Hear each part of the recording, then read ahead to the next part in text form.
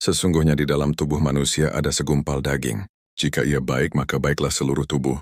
Jika ia rusak, maka rusaklah seluruh tubuh. Ketahuilah, segumpal daging itu adalah hati. Sungguh beruntung orang yang menyucikan hatinya, dan sungguh merugi orang yang mengotorinya. Jadi sukses sejati itu bukan soal banyak uang, bukan soal punya jabatan, tapi soal hati yang bersih. Orang yang hatinya bersih, tidur di tikar pun tentram. Orang yang hatinya kotor, meskipun tidur di kasur empuk tetap gelisah.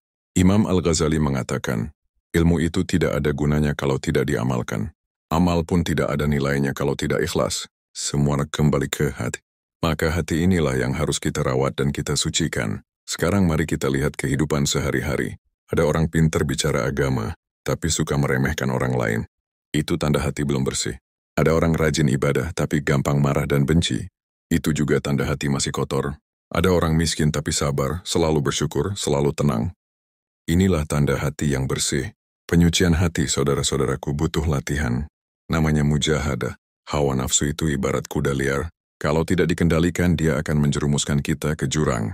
Tapi kalau kita bisa mengendalikannya, dia akan jadi tunggangan yang membawa kita ke surga. Bagaimana cara memulai tazkiyatun nafs? Ada beberapa langkah sederhana. Pertama, kena perbanyak zikir. Tidak usah muluk-muluk, cukup istiqamah. Misalnya setelah sholat baca astaghfirullah 100 kali. Kedua, bermuhasabah diri. Sebelum tidur, tanya pada diri sendiri. Hari ini aku berbuat dosa apa? Aku menyinggung siapa? Aku mengabaikan kewajiban apa? Dengan begitu kita bisa memperbaiki diri sedikit demi sedikit. Ketiga, kurangi perkataan yang tidak bermanfaat. Orang kampung suka ngobrol panjang lebar. Itu manusiawi. Tapi kalau sudah masuk ke gosip dan merendahkan orang lain, itu racun bagi hati. Keempat, ringankan tangan untuk bersedekah. Tidak perlu menunggu kaya, 1.000 rupiah yang ikhlas lebih bernilai daripada 1.000.000 rupiah, tapi penuh ria. Sedekah itu membersihkan hati dari sifat kikir dan cinta dunia. Saudara-saudaraku, hati ini seperti kebun. Kalau kita rajin merawatnya, mencabut rumput liar, memberi pupuk, maka ia akan menumbuhkan tanaman yang indah. Tapi kalau kita biarkan malas membersihkan, maka akan penuh semak belukar. Begitu pula hati kita.